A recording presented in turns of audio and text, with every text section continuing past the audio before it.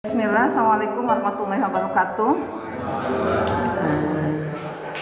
Alhamdulillah wa syukurillah, pada kesempatan ini saya bisa mengisi kembali kegiatan peningkatan kompetensi SMK IT Al-Kasab ya. Mudah-mudahan IHT yang dilaksanakan di hari pertama ini, yang selanjutnya mungkin ada IHT yang lain ya, yang sifatnya kelembagaan ya, itu bisa meningkatkan kapasitas teman-teman semua gitu ya. Kemarin sebelumnya saya sudah mengisi tentang pengelolaan lembaga ya Pak, pengelolaan lembaga di sekolah-sekolah yang berbasis pesantren ya. Di antaranya bagaimana menggabungkan antara kurikulum nasional yang sudah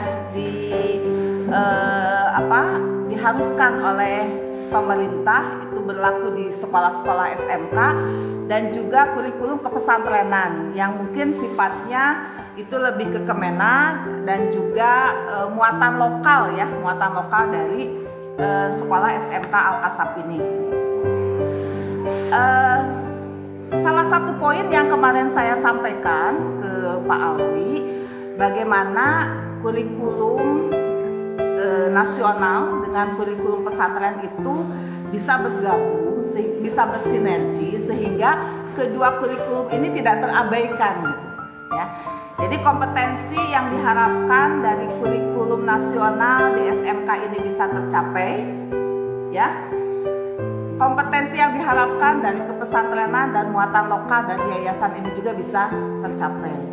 Mangga silahkan itu komunikasikan. Makanya kemarin dengan kepala sekolah saya sampaikan itu harus duduk bersama antara pengelola yayasan, kemudian pengelola pesantrennya dengan kepala sekolahnya, dan juga dewan gurunya yang berwenang dalam hal mengelola kebijakan-kebijakan di sekolah ini, supaya bisa mendapatkan aturan yang bisa dicapai keduanya kompetensinya gitu ya, dan juga pengaturan di jam, di waktu pelaksanaan pembelajaran gitu ya. Jadi tadi Bapak menyampaikan ya, di sini berarti ada siswa yang full day dan ada siswa yang boarding gitu ya. Kemudian sekolah ini punya label Islam terpadu. Jadi clue-nya bagaimana anak-anak yang full day, yang di luar itu bisa merasakan iklim kepesantrenannya di sini. Jadi bukan hanya anak-anak boarding saja yang merasakan iklim kepesantrenannya, tapi anak-anak yang full day pun merasakan. Sehingga pembinaan karakternya yang memang itu salah satu poin di kurikulum Merdeka itu bisa tercapai antara anak-anak yang boarding dan juga anak-anak yang full day. Sehingga menjadi satu kesatuan gitu ya. Nah, kemarin kan saya juga sudah menyampaikan, menganalisa rapor pendidikannya. Di 2025 ini jangan sampai tidak ada responden ya di raport pendidikannya, karena yang 2024 ada kan ya, 2025 nggak muncul karena respondennya tidak. Jadi data saya tentang sekolah ini hanya untuk raport pendidikannya hanya di 2024. Jadi nanti 2026 itu harus disiapkan, memberikan kuesioner kepada kepala sekolah termasuk Pak Alwi mengisi. Untuk implementasi kurikulum di sekolah ya, yang terbaru saat ini saya mungkin surveinya untuk implementasi kurikulum Merdeka di sekolah ini. Apa yang menjadi masalah utama sehingga implementasi kurikulum itu tidak optimal diterapkan di sini? Ya, salah satu jawaban dari Pak Alwi adalah kesulitan dalam memenuhi standar proses. Ya, standar proses ketika pelaksanaan pembelajaran. Nah, kalau berbicara standar proses, berarti itu kan bisa dari gurunya, ya, tenaga pendidiknya, bisa dari siswanya, dan juga bisa dari sekolahnya, di antaranya sarana prasarana. Itu yang mendukung standar proses, bisa optimal berlangsung di sekolah. Jadi kalau dianalisa, diidentifikasi, di sini ada beberapa standar proses yang mungkin perlu ditekankan di SMK Al-Kasab ini. Pertama, kurangnya kompetensi guru dan profesionalisme guru. Tadi saya sudah sampaikan, kompetensi guru itu ada 4, kompetensi pribadi, kompetensi sosial, kompetensi pedagogik, dan kompetensi profesional. Ya, di sini yang ditekankan adalah kompetensi profesional dan kompetensi pedagogiknya. Ya, jadi bagaimana teman-teman ngajar anak SMK itu bisa sesuai, bisa diterima, sehingga tujuan dari pendidikan nasional yaitu pembelajaran yang berpihak kepada peserta didik itu bisa tercapai, ya. Kemudian keterbatasan sarana dan prasarana itu yang dibidik di sekolah ini. Mangga teman-teman yang bisa merefleksi lah, ada bapak yayasannya bisa merefleksi kebutuhan-kebutuhan sarana prasarana apa yang bisa membantu peningkatan standar proses sehingga implementasi kurikulum merdekanya bisa tercapai. Gitu ya, Pak. Mungkin dari kelasnya tidak perlu baru tapi ada perapihan sehingga anaknya nyaman. Apa di ruang perpustakaannya misalkannya, atau di sarana olahraganya gitu ya. Kemarin saya sudah ngasih masukan, walaupun ada keterbatasan tempat di sekolah ini, tapi kalau didesain sedemikian rupa itu bisa menjadi tempat yang ternyaman buat anak-anak melakukan aktivitas olahraga. Tidak perlu keluar lapang dari sini ya, sampai harus jalan dulu ke lapang yang lebih jauh, tapi bisa mengoptimalkan sarana yang ada di sini. Tapi bagaimana itu dikelola bisa menjadi tempat yang nyaman buat anak-anak beraktivitas belajar, ya, itu sarana prasarana, ya. Kemudian pengelolaan pembelajaran yang kurang efektif, ya, dari jam belajar, ya. Tadi kan bagaimana tadi sudah mulai terpikirkan mensiasati jam pelajaran, jam pembelajaran siswa, ya, sehingga lingkungan belajar anaknya itu bisa bagus, bisa nyaman. Guru-gurunya bagaimana mengoptimalkan peran guru-guru dalam mengefektifkan jam pembelajaran ini. Kita kan kalau SMK berapa menit teman-teman jam belajarnya? 1 jam itu berapa menit? 45 menit, ya. Batasan data dan informasi untuk monitoring dan evaluasi. Nah, berarti sekarang kan segala sesuatu sudah berbasis data, ya.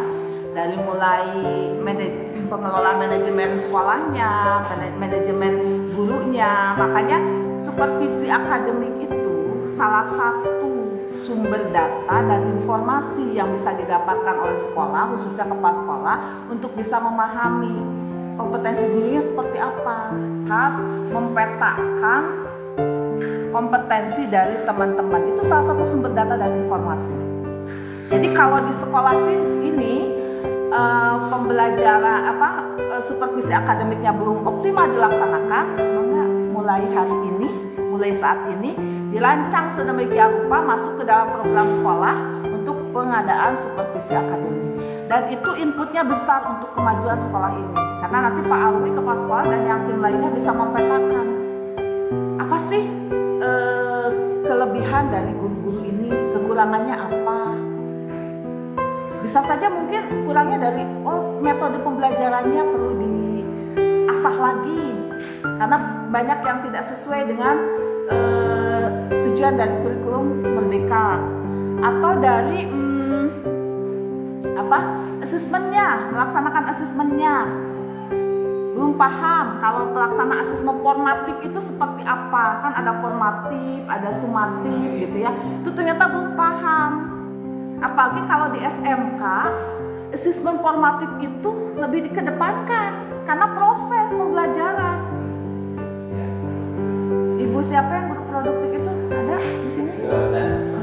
Ya, ibu ya, guru produktif itu kan lebih ke penekanan, evaluasi, asesmennya asesmen formatif. Jadi bagaimana proses anak dalam pembelajaran ya sampai dia menguasai, kompeten gitu ya. Nah kemudian minimnya partisipasi dan komitmen stakeholder. Siapa yang termasuk stakeholder sini? Guru, orang tua, mungkin di sini ada yayasan, masyarakat sekitarnya, DUDI, itu yang mendukung proses pembelajaran bisa berlangsung dengan optimal. Kalau respon dukungan dari elemen-elemen ini tidak maksimal dari orang tua, dukungannya kurang, itu akan berpengaruh terhadap proses pembelajaran. Betul nggak? Dari DUDI, partner kita, karena kita SMK kurang, itu akan berproses pada standar pembelajaran kita, prosesnya. Dari yayasan sebagai lembaga yang menaungi sekolah ini, misalkan ya, responnya kurang, itu juga akan berpengaruh. Makanya di sini pentingnya kolaborasi berbagai elemen yang mendukung kegiatan proses pembelajaran di sekolah. Kebijakan sekolah yang belum mendukung inovasi guru, Pak. Inovasi dalam pembelajaran, inovasi dalam evaluasi pembelajaran, inovasi dalam hasil dari pembelajaran, gitu ya. Hasil belajar dari siswa itu jangan ditentukan oleh kita, kemampuan anak apa, sehingga inovasi daya kreativitas anak itu bisa bisa muncul. Ya, jadi jangan ditentukan oleh kita. Misalkan anak-anak ini tugas dari ibu, nanti hasilnya harus dalam bentuk makalah. Nah itu tidak sesuai, Pak. Anak-anak ini tugas dari ibu, nanti hasilnya, laporannya kalian bisa sesuai dengan kemampuan kalian. Identifikasikan sama ibu misalkan, bisa dengan bentuk makalah, bisa dalam bentuk film, video, misalkan ya, video anak lagi jualan atau apa, misalkan ya kalau pemasaran, bisa dalam bentuk Canva, PowerPoint, penampilan sosiodrama, misalkan. Sesuai dengan kemampuan siswa yang bersangkutan. Jadi tidak ada pemaksaan dari kita. Nah itu akan menstimulus, ya akan menstimulus inovasi daya-daya kreativitas dari peserta didik kita. Akhirnya akan menunjang inovasi pembelajaran di sekolah ini. Salah satu kebijakan pendidikan di SMK adalah link and match. Kesesuaian sekolah dengan industri itu yang ditekankan oleh pemerintah kita. Untuk mencapai link and match itu ada beberapa poin yang bisa dilakukan oleh sekolah ini, dan ini jadi program harus masuk ke dalam program link and match ini. Ya. 1. Sinkronisasi kurikulum sekolah dengan industri. Itu yang pertama. Sudah sinkron belum sekolah ini kurikulum produktifnya dengan industri, supaya apa yang diajarkan di sekolah ini mengenai produktifnya itu bisa dipakai anak-anak ketika dia bekerja langsung. Jadi sesuai. Kalau di sini misalkan jurusan pemasaran, cash registernya, stock of name-nya, pelayanannya itu sudah punya standar enggak dengan industri. Taruhlah bisnis retail itu misalkan Ramayana, Matahari, dan yang lainnya misalkan ya Jogja misalkan. Itu kan salah satu contoh bisnis retail ya. Nah udah sesuai belum? Ya, makanya harus disesuaikan. Sehingga pembelajaran cash register di sini ya Ibu ya, itu bisa sesuai dengan cash register ketika anak bekerja di bisnis retail yang sudah punya nama. Jadi tegagap deh anak teh, karena standarnya sudah diajarkan di sekolah ini. Itu pentingnya sinkronisasi. Yang kedua, link and match itu ya, salah satu poin yang harus dilakukan oleh sekolah adalah magang. Magang siapa? Magang guru dan magang siswa. Gurunya juga harus magang. harus tahu kondisi real industri di lapangan seperti apa, sehingga dia, teman-teman guru, ketika mengajarkan produktif di sekolah bisa sesuai dengan kebutuhan industri. Jadi jangan hanya anaknya saja yang magang, yang PKL, tapi gurunya juga harus magang. Ya, makanya yang ketiga, berdayakan tuh guru tamu. Magang guru, tadi kan magang guru ya, berarti gurunya yang belajar di perusahaan. Guru tamu. Jadi ketika bagaimana sih meningkatkan kompetensi anak? Undang guru tamu ke sini dari industri. Tadi misalkan, Bu, ada nggak nih jaringan untuk affiliate Shopee atau yang lainnya? Undang guru tamu ke sini. Tidak perlu kita keluar. Untuk bisa memberikan pembelajaran kepada siswa mengenai bisnis daring. Nah, makanya sekarang kalau jurusan pemasaran yang retail, ini sudah saya sampaikan juga, sering saya sampaikan, dan tahun ini harus sudah mulai kalau menurut saya ya, bisnis retailnya jangan hanya bisnis retail pemasarannya, tapi bisnis daring pemasarannya. Daringnya itu karena sekarang yang kekinian, yang kontekstual, sesuai dengan salah satunya sesuai dengan kebijakan kurikulum Merdeka. Yang kontekstual sekarang kan dalam bisnis pemasaran itu ya bisnis daring diantaranya. Berarti anak-anak harus dibekali dengan kemampuan online, bisnis online. Guru-gurunya juga harus bisa. Makanya di sini kompetensi kepala sekolah, 1 poin kompetensi kepala sekolah kewirausahaan itu harus mendongkrak itu. Ya, bagaimana di jurusan pemasaran bisa mengoptimalkan bisnis offline, bisnis online-nya. Kemudian teaching factory, TEPA. Bagaimana di sekolah ini ada bentuk TEPA-nya sebagai pusat aktivitas bisnis di sekolah ini. Bagaimana di sekolah ini TEPA-nya jalan. Punya potensi lokal, ada anak-anak yang mondok di sini, potensi lokal masyarakat dekat, itu potensi yang luar biasa. Kunjungan industri bagian dari link and match. Jadi bagaimana anak-anak itu bisa melihat industri secara real, langsung. Silakan, karena itu kebutuhan dari link and match. Anak belajar langsung melihat kondisi real di perusahaan, di industri, TEPA dan sebagainya, kemas dalam MOU, kemas dalam kesepakatan dengan perusahaan mana, sehingga bisa memfasilitasi magang guru, bisa memfasilitasi magang siswa, bisa memfasilitasi guru tamu, bisa memfasilitasi kunjungan industri, gitu loh. Ya kan ya, dari sebuah MOU yang efektif dan efisien, yang sesuai dan dengan sasarannya. Kompetensi gurunya bagaimana? Berarti kan kompetensi guru bisa dari supervisi akademik misalnya. Gali informasi-informasi, bikin survei, keinginan dari teman-teman apa, ya, ambil sebagai masukan, ya, dengarkan saja, pikirkan, fasilitasi jika memungkinkan. Apakah mungkin fasilitasinya jelek-jelek? Enggak. Bertahap sesuai kebutuhan dan sesuai kesanggupan sekolah ini dengan dana yang ada, gitu ya. Nah, ini dari saya, nih rekomendasi kebijakannya untuk tadi masalah proses, standar proses ya. Berarti sekolah ini 1, mengembangkan kompetensi guru secara berkelanjutan. Jadi Pak Alwi harus membuat program kerja bagaimana caranya kompetensi guru itu terus meningkat, berkelanjutan ada.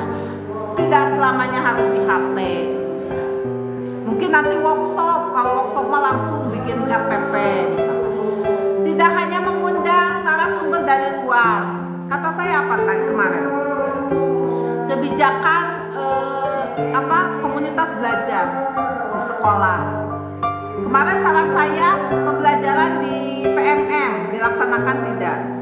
Kalau dilaksanakan tolong foto, sertifikatnya berikan, foto, kirimkan ke saya. Nah, ya pokoknya kalau ada aktivitas itu misalkan dia belajar di PMM atau apa, bukti-buktinya sampaikan ke saya. Jadi bahan evaluasi buat saya gitu ya. Nah, kemudian peningkatan sarana prasarana pembelajaran itu PR. Ini berarti rekomendasi kebijakan di sekolahnya ya. Tadi peningkatan kompetensi guru, sarana prasarana, reformasi pengelolaan pembelajaran tadi dari mulai jam dan sebagainya. Nah, peningkatan sistem monitoring dan evaluasi tadi supervisi akademik masuk ya, supervisi akademik di sini. Penguatan partisipasi stakeholdernya di sini, guru dan sebagainya. Kemudian pengembangan budaya mutu dan profesionalisme mutu dan sebagainya. Itu rekomendasi kebijakan di sekolah ini yang harus dilaksanakan. Ya, nanti saya sampaikan rekomendasinya dan komitmen untuk melaksanakan gitu. Ya.